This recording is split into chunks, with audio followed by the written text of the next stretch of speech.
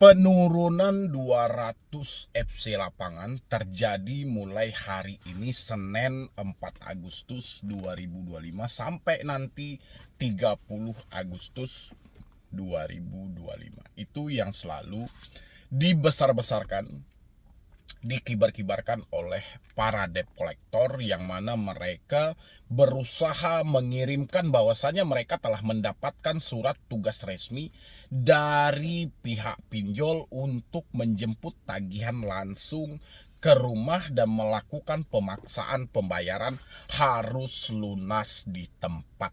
Ya, teman-teman mungkin bisa lihat entah di mana nanti yang saya panjang. Ini kurang lebih seperti contoh yang sudah diterima oleh para teman-teman kita yang mengalami telat bayar atau tidak mampu bayar di pinjol-pinjol legal gitu loh. Ini teman-teman semuanya. Kenapa saya ambil lagi tema yang seperti ini? Karena saya tahu banget ini adalah sumber masalah bagi diri teman-teman semuanya. Karena debt collector, ingat, debt collector adalah manusia. Dia selalu memantau dan dia selalu melihat apa yang paling ditakutkan oleh orang-orang ketika tidak mampu bayar atau tidak sanggup bayar hutangnya. Orang-orang selalu ketakutan ketika ada kunjungan atau didatangi ke rumah. Karena kebanyakan dari kita yang namanya hutang piutang ini adalah privasi. Selagi ini masih bisa menjadi rahasia, ini akan dirahasiakan. Selagi ini masih bisa ditutup, ini akan ditutup-tutupi. Sehingga debt collector pinjol paham betul dan paham banget bahwasanya ini adalah sumber ketakutan bagi orang. Orang kalau bisa ketika berhutang tidak ada tagihan, tidak ada yang datang ke rumah, tidak ada segala macam ancaman dan segala macam. Sehingga debt collector berpatok pada satu sisi ini. Ya, dia selalu berulang-ulang kali, bahkan dia menyampaikan dia akan berkunjung ke rumah. Bahkan nggak tanggung-tanggung teman-teman, surat tugas yang mereka berikan pun juga nggak tanggung-tanggung juga. Semuanya telah ditandatangani dan semuanya sudah lengkap gitu loh. Bahwasanya mereka akan datang dan akan berkunjung ke rumah si debeturnya dan akan menjemput tagihan secara langsung. Ya, otomatis ini menjadi bahan ketakutan dong. Saya mendapatkan per hari ini dari teman-teman saya juga yang menyampaikan, "Bang, ini gimana nih, Bang?" Bahwasanya tadi saya mendapatkan ada kunjungan, Bang. Jadi saya itu telatnya per hari ini itu di Kredit Pintar, Bang, tapi mereka tidak menyebutkan nama aplikasi mereka. Tapi katanya melalui surat tugas itu, Bang, mereka benar-benar akan berkunjung. Ya gitu loh. Bisa teman-teman mengatakan dengan kata-kata benar-benar akan berkunjung ya. Bahwasanya mereka akan menjemput tagihan per hari ini. Gimana nih, Bang? Apa yang harus saya lakukan? Saya takut banget nih, Bang. Karena orang tua saya jantungnya lemah gitu loh. Orang tua saya ada riwayat darah rendah, Bang. Orang tua saya ada riwayat darah tinggi dan segala macam. Banyak macam-macam asumsi yang keluar dari diri teman-teman semuanya. Tapi ingatlah teman-teman gitu loh. Debt collector melakukan hal seperti itu bukan tanpa alasan. Penurunan yang katanya ada ratusan debt collector yang akan diturunkan mulai hari ini sampai 30 Agustus nanti, itu cuman bahasa yang selalu mereka ulang-ulang, ya, yang selalu mereka ulang-ulang melalui chat WhatsApp gitu loh. Atau melalui telepon atau melalui email. Kenapa kebiasaan ini selalu diulang? Ini kesalahan dari diri kita juga. Kita itu selalu memberi ruang kepada debt collector untuk melakukan hal yang sama. Kenapa ruang kita berikan? Kita selalu ketakutan, teman-teman. Harusnya kita kan nggak perlu ketakutan ini. Apa yang perlu kita takutkan coba? Toh kalau mereka mau datang juga nggak ada masalah. Ya kan? Mereka mau berkunjung juga nggak ada masalah. Yang penting kita tahu nih aturannya. Mana yang diperbolehkan dan mana yang tidak diperbolehkan. Ya, apakah mereka boleh melakukan pengancaman di rumah? Ya enggak. Apakah mereka boleh melakukan penyitaan aset? Ya enggak. Apakah mereka boleh melakukan tindakan kekerasan? Ya tidak gitu loh. Dan apa juga yang perlu kita minta sebagai kita debetur? Kita perlu pertanyakan IDKAR, surat kuasa, sertifikat profesi di bidang penagihan. Ini persyaratan yang wajib. Tapi apalah daya teman-teman semuanya. Karena ketakutan yang terlalu berlebihan sehingga kita lupa dalam konsep ini. Ya enggak? Padahal surat-surat yang dikirim oleh debt collector pertama tidak menjelaskan secara spesifik mereka ini perwakilan dari aplikasi mana. Mungkin bisa teman-teman cek lagi. Mereka tidak akan menyebutkan nama aplikasinya. Ya. Habis itu mereka tidak menyebutkan nominal hutang kita berapa. Habis itu mereka tidak menyebutkan kita telatnya berapa lama gitu. Habis itu mereka tidak akan menyebutkan ya nama kita di dalam surat itu gitu loh. Jadi kayak surat itu, satu surat ini sepertinya akan dikirim ke kebanyakan orang, bukan ke kita aja. Tapi karena kita membawa rasa bersalah yang sangat tinggi, kita nggak berpikir panjang dalam hal itu gitu loh. Harusnya teman-teman berpikir, wah ini apa-apaan nih surat kayak gini gitu loh. Kan nggak ada nama aplikasinya juga, tidak jelas mereka dari mana juga. Terus gue harus ketakutan, gue ketakutan karena apa?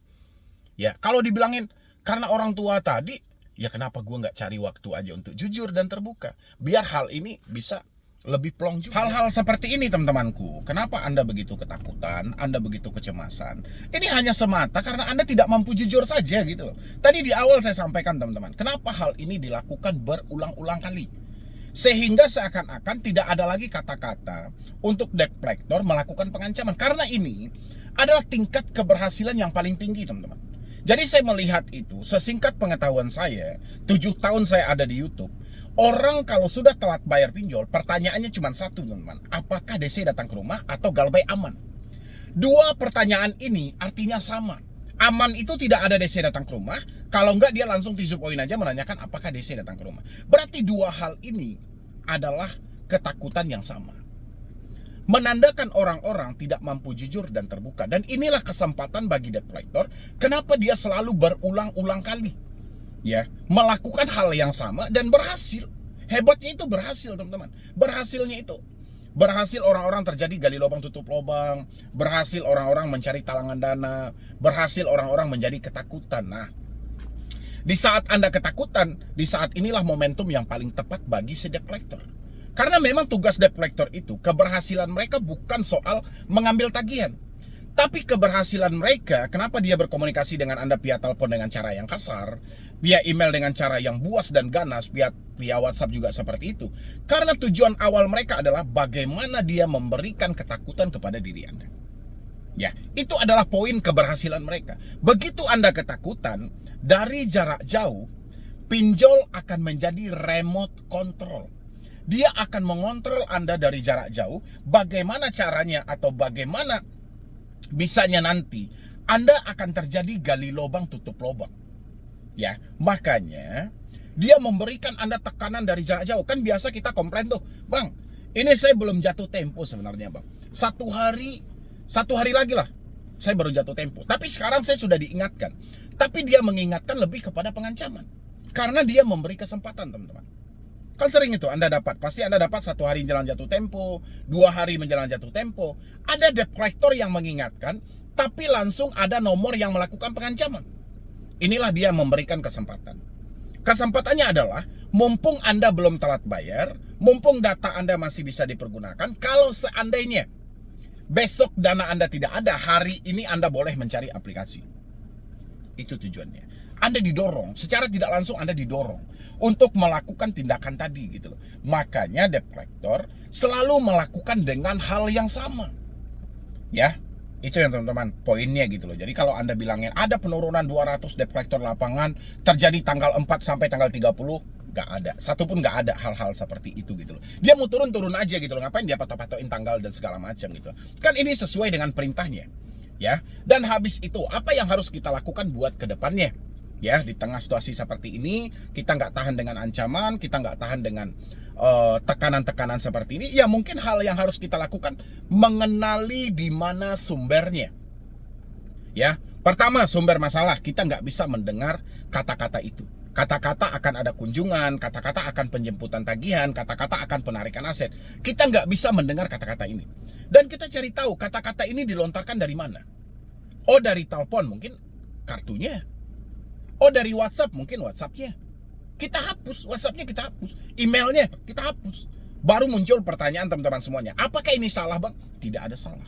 Demi menyelamatkan diri Anda, nggak ada yang salah teman-teman. Justru salahnya adalah ketika Anda membiarkan semua ini terjadi. Anda sudah tahu problemnya di mana. Anda sudah tahu masalahnya di mana, tapi Anda biarkan. Ya, ini baru salah total. Jadi nggak bisa seperti itu teman-teman. Jadi kalau kita sudah tahu masalahnya ada di mana, sumber masalahnya seperti apa, kita lakukan tindakan.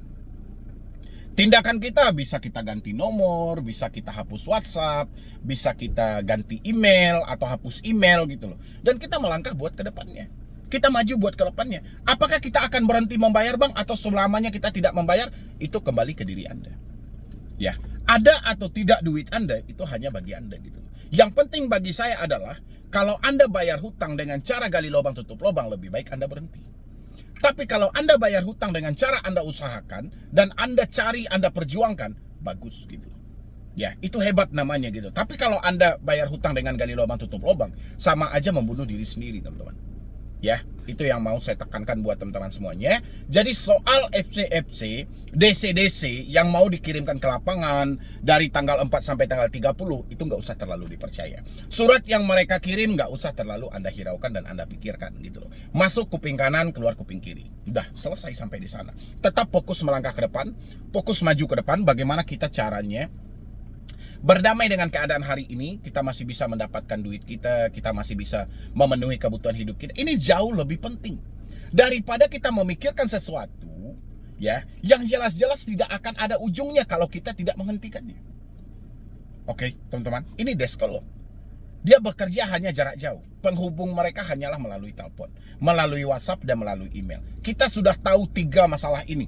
Sumbernya ada di sini. Tinggal dari Anda. Mau atau tidak untuk menggantinya. Mau atau tidak untuk berhenti sampai di sini. Tinggal PR-nya ada dari diri Anda gitu. Kalau Anda tanyain terus sama saya, ini benar gak bang? Ini benar gak bang? Surat yang mereka kirim benar. Ya, kan benar-benar surat. Tapi suratnya itu cacat.